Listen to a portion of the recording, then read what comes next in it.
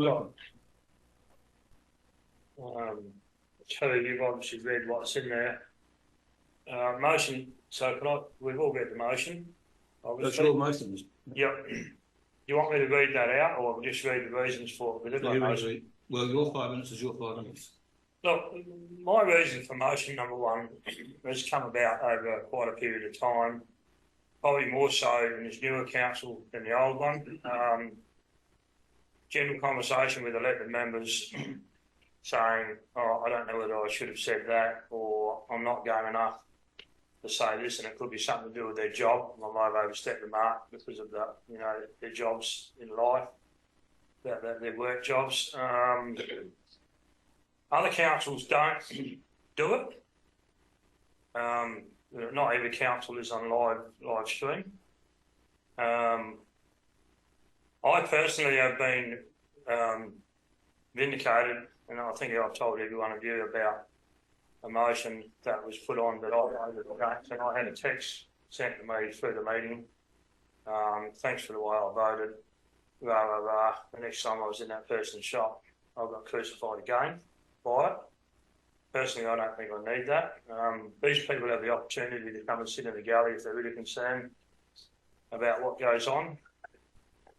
I guess I see that you've added in there, Tim, and I get that, the disability part of the disability access and inclusion plan as required. I guess, do I need to ask the question why? And I suppose you can explain it. We do have disability access in here. Is that what you're talking about or not? Council resolved yes, a couple of years ago to adopt the disability access and inclusion plan, and in the plan there is reference to live streaming as part of access to the council meetings. Yes. So my question back was, in the context of a motion to stop the live stream, you would essentially have two motions that are saying contradictory things. So if this motion is adopted by council to stop the live streaming, I wanted to include into it that I would have the ability to then change that plan, because you can't have two things saying the opposite.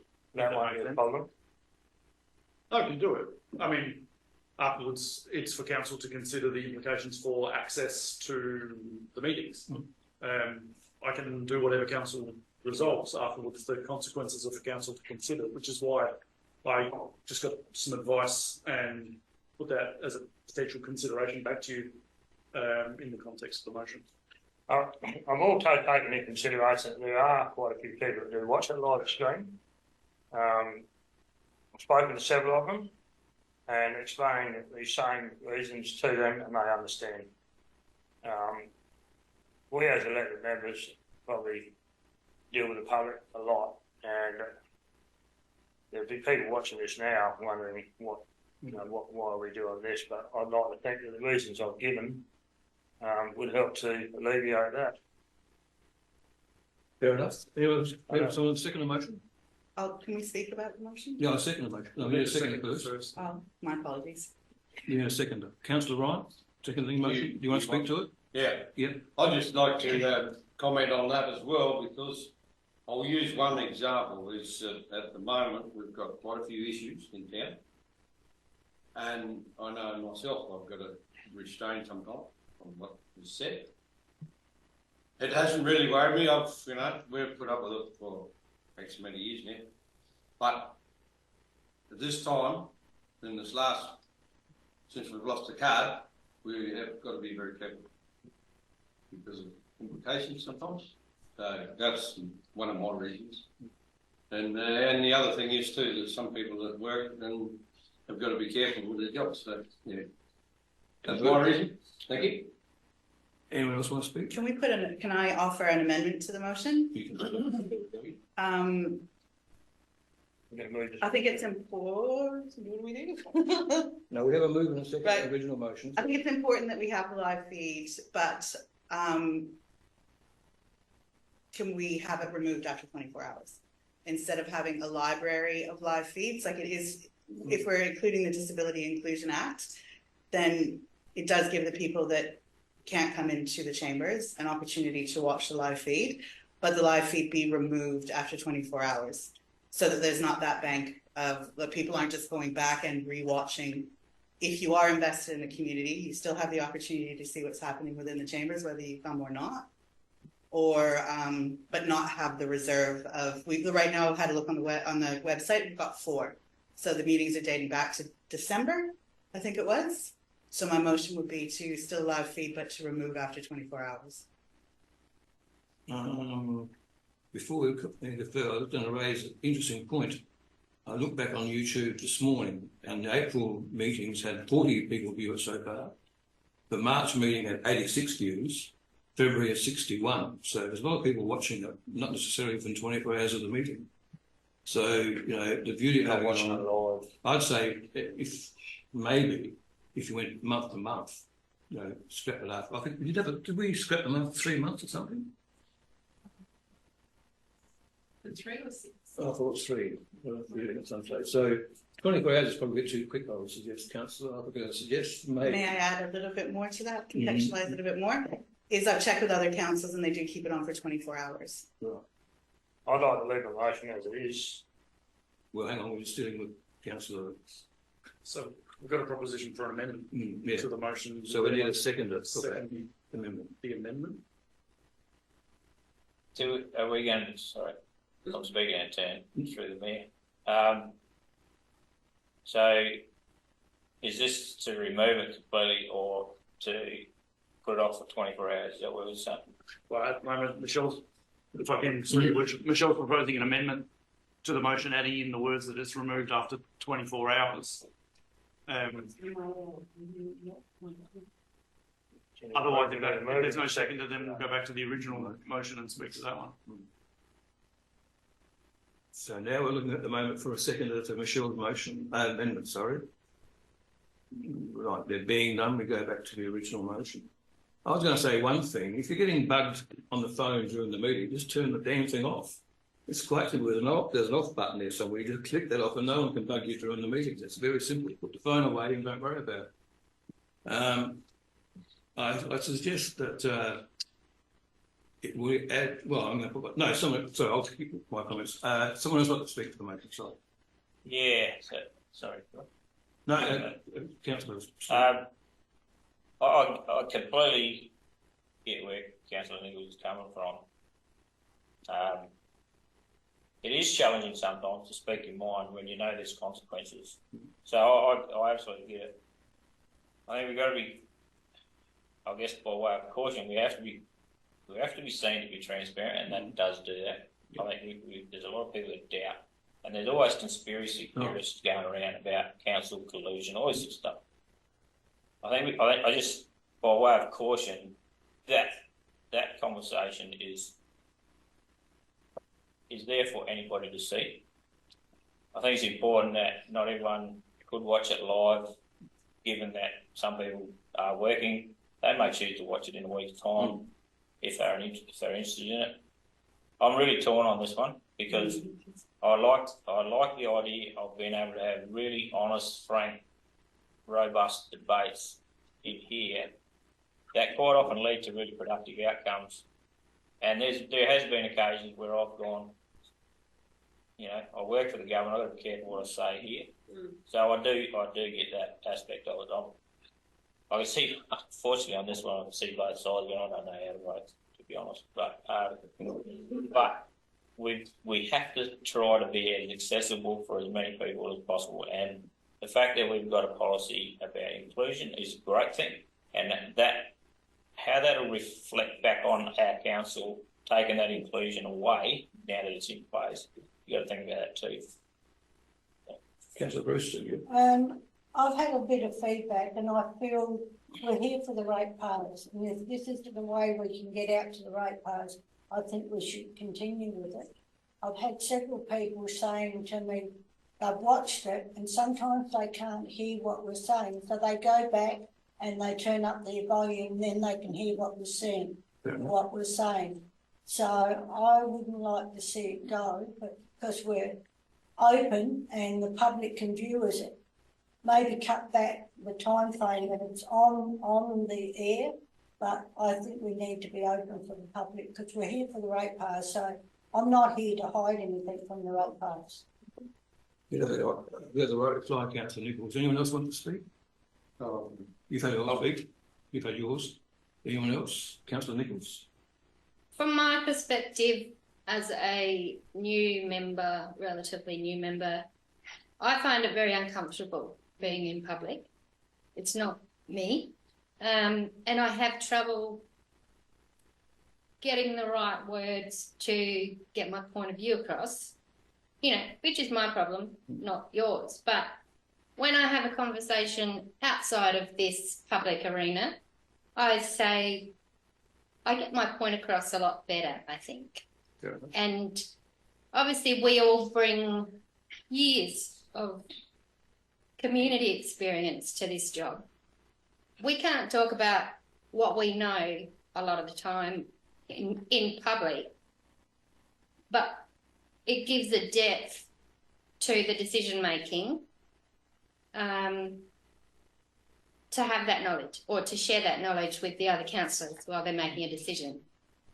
You know, when you're naming names and telling stories of what happened once back when, that has relevance to whatever decision we're making, we can't bring that into a public meeting and name names. And so what happens is that we have a chat behind the meeting doors anyway, so that we know what we're talking about, or we have questions about things and we know that someone knows more about that than us and we have a chat. So we're not actually bringing everything to the table. But it would be beneficial for us to have an in-confidence portion of the meeting to discuss things before we, with each other, all of us, have that chance to come together probably before the decision-making time in public display. That's my opinion. Just, and I'm not, just to provide a bit of context, in principle, in local government, everything is public, unless there are grounds to put subjects into confidence which have a set criteria. I appreciate it's not everyone's cup of tea to speak in public, and that's not my point. I'm just pointing out that the criteria to have things in confidence are strict within the Act. Otherwise, in principle, everything is in public anyway. And obviously the ordinary meeting of council is the culminating point of our level of government's calendar. So the discussion for council to resolve on decisions is exactly what you're doing now. So what you're bringing to this debate is for the public. They, in principle, under the Local Government Act, and we just had a deputation before, they're important mechanisms to ensure that council is transparent. Now, I'm not saying this in any way to influence anything. It's just a criteria on that, on just that last point. That is there a mechanism to have things specifically in confidence? Well, unless they correspond to criteria where you can put things in confidence, then the answer is no in principle. If that makes sense. Mm-hmm. Anyone else want to speak to the motion? Either for or against? Councillor Graham? Yeah, I can see both sides of it, and the last thing I want to do is make those people that watch it turn away from us, think they can't trust us or whatever. But I'm just still worried that they're watching, some are watching just to make a show of it and see us make a mistake or something that they can take up social media and they can poke the stick up us. And I don't like that side of it. And I think if we're going to look to the future to try and get people to nominate to go on the council, I can see that side of it is a bit of a worry when they can see what happens and they don't want to get involved in it. So I'm neutral on it really. I can see the benefit of someone wanting to watch it. I can see them wanting to watch it, but I'm just worried that there's some that just can't wait for us to make a mistake. Councillor Evans. I would actually support what Paul's saying too, 100%. Is that's the world we live in now is also public, and everyone's waiting for someone to trip up, unfortunately, and to use that. And I personally, like Hayley, feel sometimes I'm concerned about how I might come across, so I will hold back and not say anything because of it being in the public. So we're not able to discuss fully. I don't feel in this new position at this stage confident enough to go further with concerns sometimes because I might speak out of sort and then that will be turned against me. Has anyone got any evidence of it happening up to now? I know, Anthony, Yeah, you had a bad experience. I have several times. Yeah, like I said, the easiest way to stop it is to turn the phone off.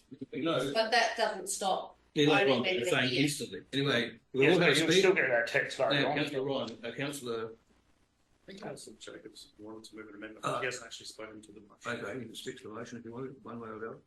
Councillor Jacob. What? You want to speak to the motion? I think You want to speak? To the original motion. Mm. I would concur with what everyone said. It is really uncomfortable. I do not like being on camera. It's not something I enjoy. I can't even look up at that screen. It really makes me quite nervous.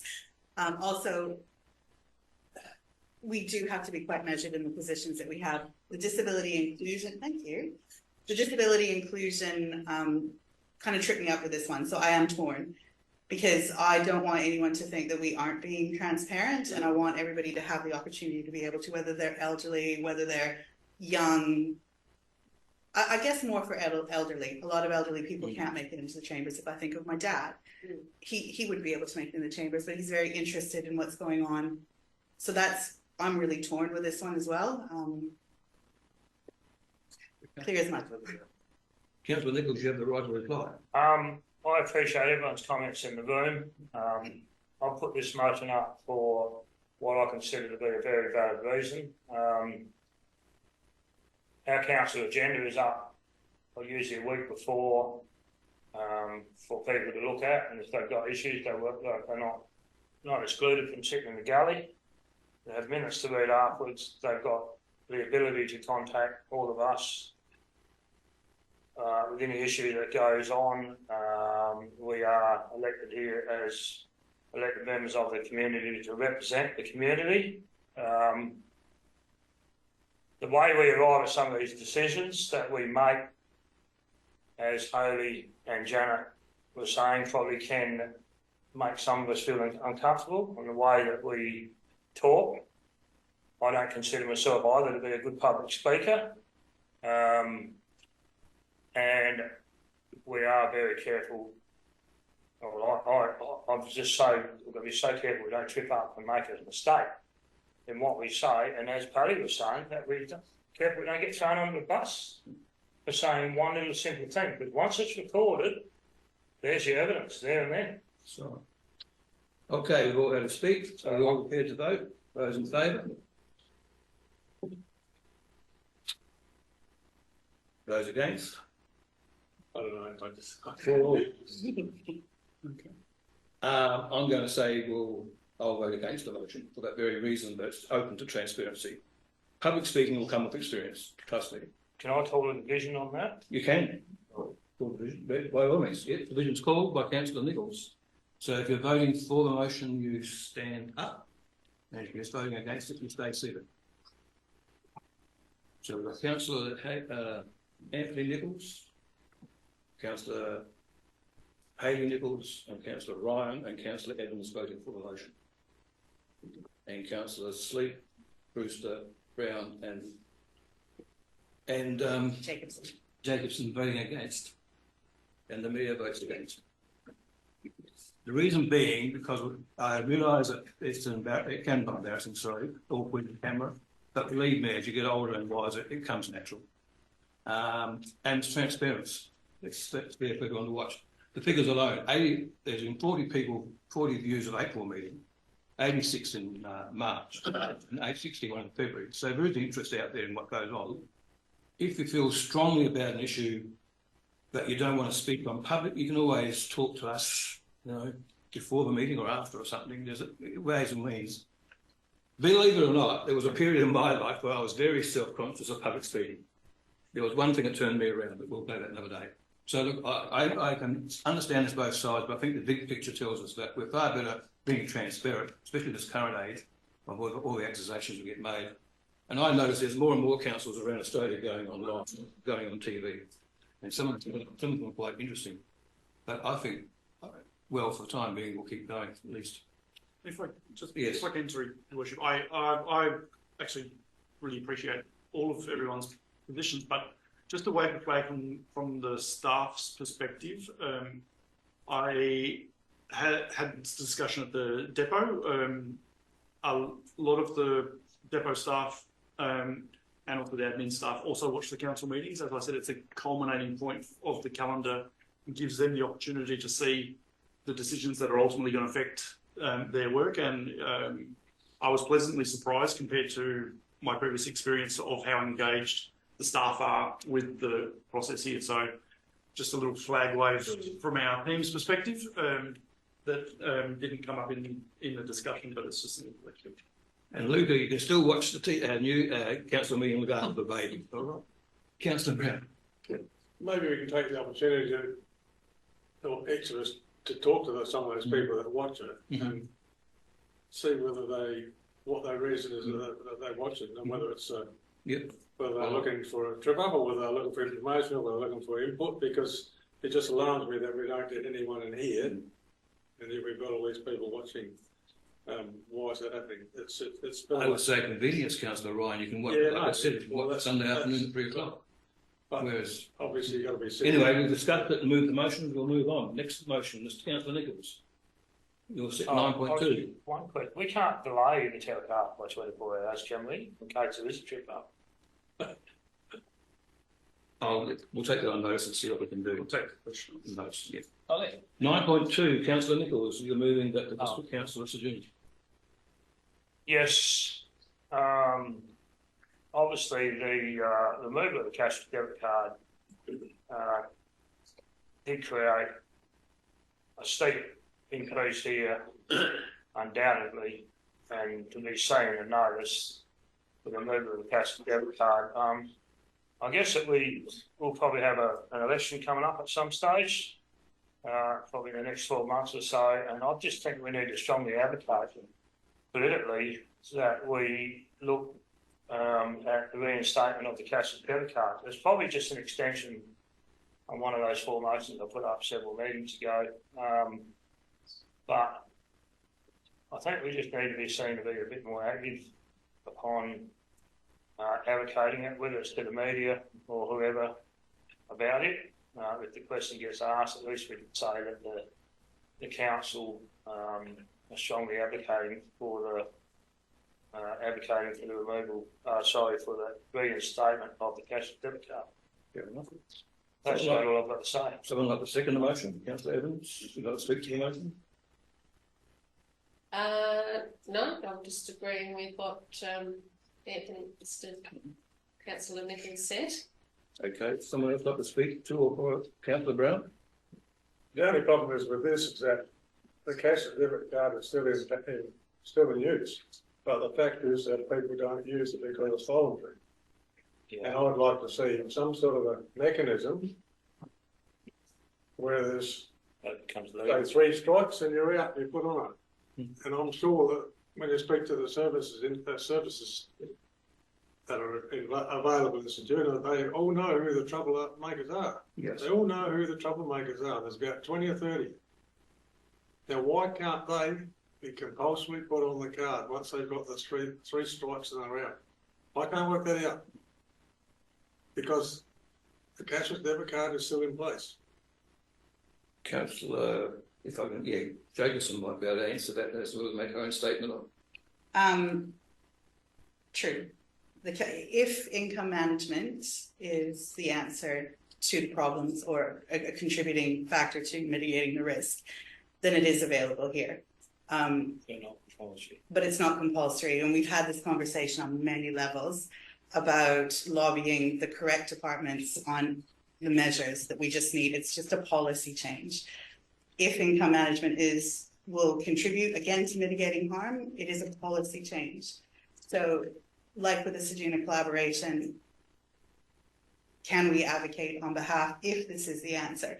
There is a policy change here that can put people, it's all there, it's all finished, it's all complete. We just need to have those measures so that we can use them in Ceduna like we do in APY. Like in some communities in the Northern Territory, you can use these measures and they are actively working within the community. So if income management does help with this situation, can we lobby? This could be something that we could get up and running really quick because it's all in place. The staff are in place. The infrastructure is in place. Everything is in place. The thought, like reintroducing the cashless debit card as the old, regardless of what our political opinion is about it, that's a huge big thing to then drop this infrastructure and reintroduce another infrastructure. So from a cost benefit analysis, if it's just a policy change, I would really appreciate for the federal government to work on a bipartisan on this and stop playing politics with our town, because this is what's happening, is that we are having politics played in our town, and the outcome of those politics is there's no cohesion. Everybody is thinking that everybody's working against each other, and we're all wanting the same thing. Everybody wants exactly the same thing. How we get there, there is an answer here. If you ask the Aboriginal corporations, they will agree with you what the answers are. We're just using different language. We see it through a different lens. The Aboriginal organizations will see it through a different lens, but they are actively working towards a better community. So can I take it that you might think of a bit of an alternative to what Councillor Nichols has moved? It's still on the same page, but a slightly different use of the word. Instead of like a blanket cashless welfare card to everyone, the income management card. I would like to add an amendment through your worship to Councillor Mario's motion that the council actively engage with the service collaboration in regards to trying to move these policy changes, that for income management, if income management is the answer and if it helps, then we do have the answer here. That's a really long motion. Aren't we doing that in one of my motions anyway? That we collaborate with Ceduna Service. If I can, through your worship, so an amendment to a motion in principle is changing a couple of words to either tighten or focus at a motion. It's not to change it to the point where it becomes a new motion. So in the context of this motion as proposed by Councillor Nichols, is there something in there that doesn't fundamentally change what Councillor Nichols has proposed as his motion, but has the same outcome? Does that make sense? Yeah. And if it doesn't, then I think we have the motion as written. Or it may be on a separate occasion there is a different motion. Can we change the word from income? So the cashless debit card is a Liberal government initiative. Would it be possible to change it to income management, which takes the federal politics out of it and moves it back to income management without it being an initiative by either government? It's just, does the council agree to lobby for income management in Ceduna? It's the same thing, isn't it? Well, it's not. It's for your worship. I mean, so we have at the moment advocates for the reinstatement of the cashless debit card. So reinstatement and cashless debit card are the words I'm looking at, whether those fundamentally change what Councillor Nichols' motion is or not really. I mean, well, the cashless debit, may I speak? The cashless debit card is the old, what was withdrawn. So that is a program. The ideology behind it is income management. So the cashless debit card introduced income management, which is the ethos behind what the cashless debit card, which is the program, was developed around. I don't know how to change that motion to. Hang on, just a sec. Go. Would it be pertinent to suspend proceedings, maybe just to have a discussion? I was thinking the same thing. Someone like to move it, we suspend formal Councillor Evans and Councillor Brewster. Right, we'll just go in on for the next 10 minutes and we'll see how we go. Some respect for the rest of it. So. Yeah, still. Let me stay on, but we go. So we'll go back into formal proceedings at what 4:05? Yeah. 4:05. 4:05. So, Sorry, Councillor Nichols. So could we amend it to that the District Council of Ceduna advocates for the reinstatement of mandatory financial management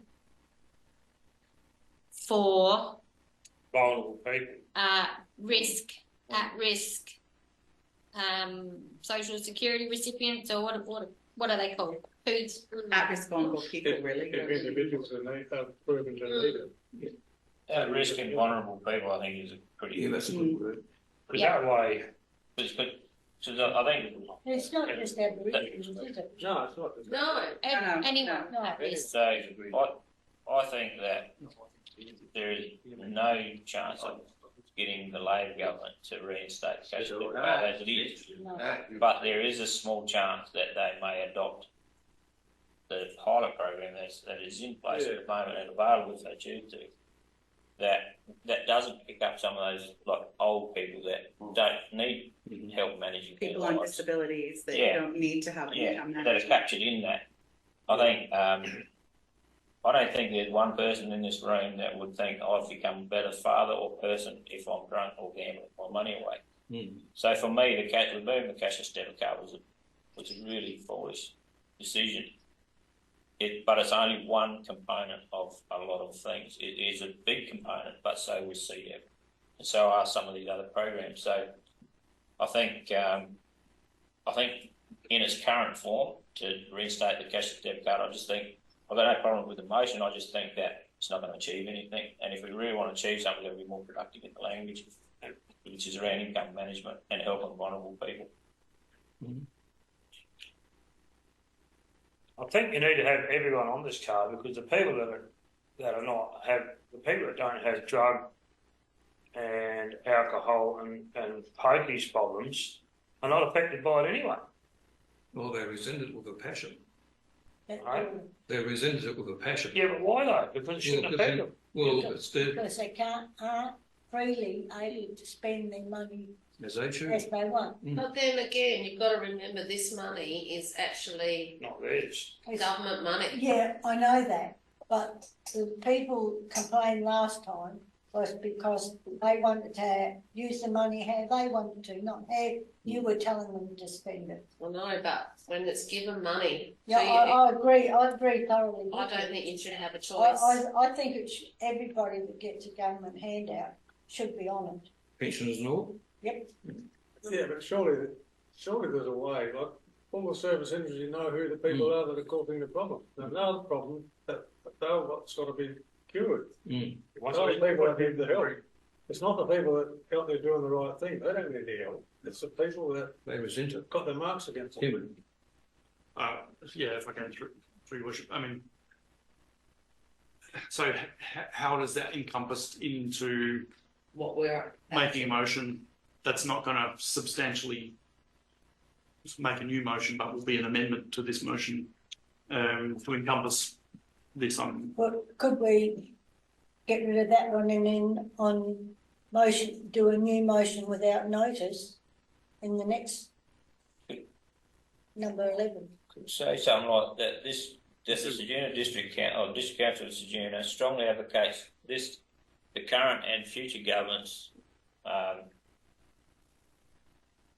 to adopt the cashless, the for vulnerable Mandatory income. and at-risk people. yes. Because, like, it does affect older people. Like, a lot of people have worked their whole life, but through whatever means or whatever, they just haven't ended up with enough money to look after themselves. And there's superannuation and all this sort of stuff that's available now that every employer pays, and that sets up the people that are around now should have enough money later. Yes. But unfortunately, that wasn't around for the biggest part of some of these old people's lives. And when they got to hand over a card that says injury card or a card that looks different to my credit card, Yep. then there's a stigma attached to that, and those people don't need income management because it's sure we've given that, but we give that freely to help people.